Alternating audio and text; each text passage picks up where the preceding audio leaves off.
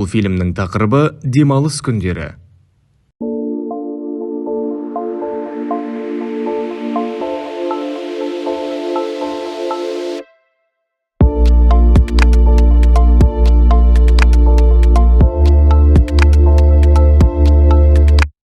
Бәріне сәлем.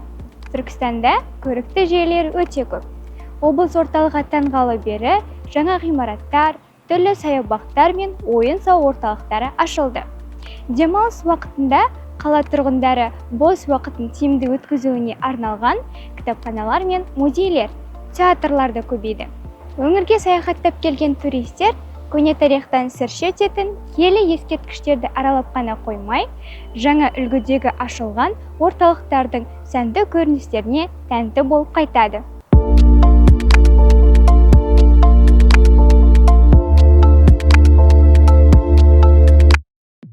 Халықтың демалыс уақытын ерекше әрі пайдалы етіп өткізуіне арналған мұнда көркі көз тартарлық саябақтар өте көп.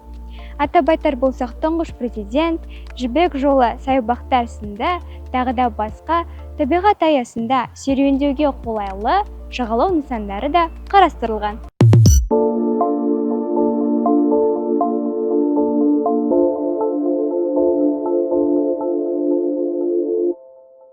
Түркістан қаласы туристер үшін Ұлы Дала елі мұражайы, Визит Түркістан орталығы, түрлі концерттер мен мәдени іс-шаралар өтетін конгресс-холл кешені, драма театр және де тағы да басқа үлкен ойын-сауық орталықтары күнделікті қызмет атқарады.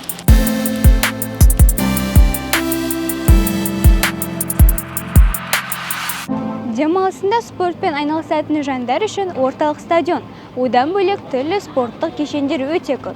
Және де Керуен сарай бірегей кешенінің аумағында шығыс базары, этникалық стильдегі мейрамханалар мен әртүрлі қонақ үйлер де бар. Көп функционалды туристік орталықта шығыс моншасы және Хэмптон бай Хилтон бренд қонақ үйі де орналасқан.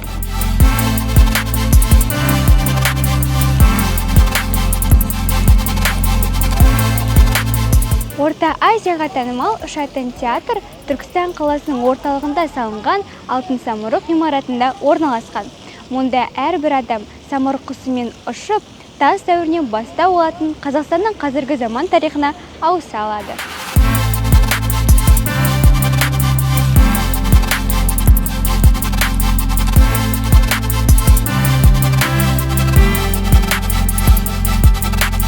Бұдан бөлек облыстық Фараб әмбебап ғылыми кітапханасы еліміздің танымал заманауи үлгідегі кітапханалардың бірі болып табылады. Қазақ тарихы мәдениетінің көрінісі болып табылатын жаңа технологиялық құралдардың көмегімен голографиялық шоу, сонымен қатар Қазақстанның болашақ даму жобасы ұсынылды.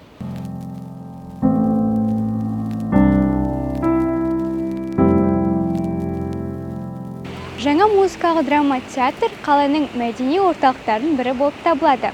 Ғимараттың іші заманауи үлгідегі жаңа технологиялармен жабдықталған және бүгінде көптеген ауқымды қойылымдары бар. Атап айтар болсақ, Бөрте, Келіндер көтерілісі, Ромео и Джульетта, Қаламқас, Мағжан сынды тағы да басқа спектакльдердің қойылымдары болды.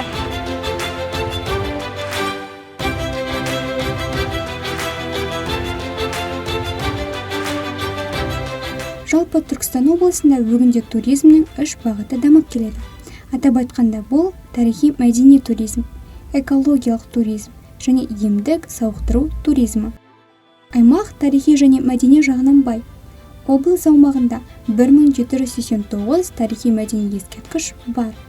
Сонымен қатар, мәдени тарихи туризм облыстың туристік саласының басты драйвері болып табылады. Облыс аумағында 4 ерекше қорғалатын табиғи нысан бар.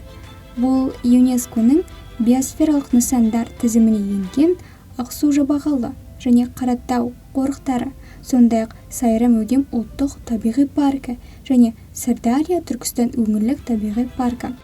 Сонымен қатар, Түркістан облысы таулар мен тау бөктерінде орналасқан нысандармен танымал. Мұнда бірге Қазығұрт тау, Ақбура бұлағы, Қырықшілтен, Қасиетті Жылақ ата, Машат шатқалы, Жылаған ата, Қырыққыз сияқты орындар бар. Бүгінгі таңда облыс аумағында 70-тен аса емдеу сауықтыру аймағы жұмыс істейді. Түркістан қаласының басты көрікті жері болып табылатын кесене 12 ғасырда өмір сүрген сопылық ілімнің негізін қалаушы ақын және ойшыл Қожа Ахмет Яссауи құрметіне салынған. Кесенеге тек Қазақстаннан ғана емес, ал шетелден де туристер келеді. Түркістан облысы табиғи көрікті жерлермен, бірегей сәулетімен және табиғи ландшафтармен ғана танымал емес, бұл еліміздің сауықтыру туризмі дамыған өңірлерінің бірі. Қазақстанның түкпір-түкпірінен ғана емес, көрші республикалардан да дем алуға және денсаулығын жақсартуға келеді. Жыл сайын 50 мыңнан астам турист Түркістан облысының санаторийлері мен профилакторияларында сауықтыруға келеді. Өңірде барлығы 60-тан астам мекеме бар. Олар демалушыларға диагностикалық медициналық қызметтердің кең спектрін, тиімді емдеуді және демалуды ұсынады. Олардың негізгі бөлігі Сарыағаш ауданында, тағы бірнеше санаторий Жетісай, Сайрам аудандарында және Арыс қаласында орналасқан. Сауықтыру туризмі аймақта өткен ғасырдың 50 жылдарында дами бастады. Мұның себебі жылы климаттық жағдайлар, таза ауа, қатты желдің болмауы, күннің көптігі, минералды су, қылқан жапырақты және жапырақты ағаштары бар саябақтардың болуы. 49-52 градус Цельсий температурасында емдеу үшін қолданылатын минералды судың құрамында кремний қышқылы, радиоактивті элементтер, азот бар.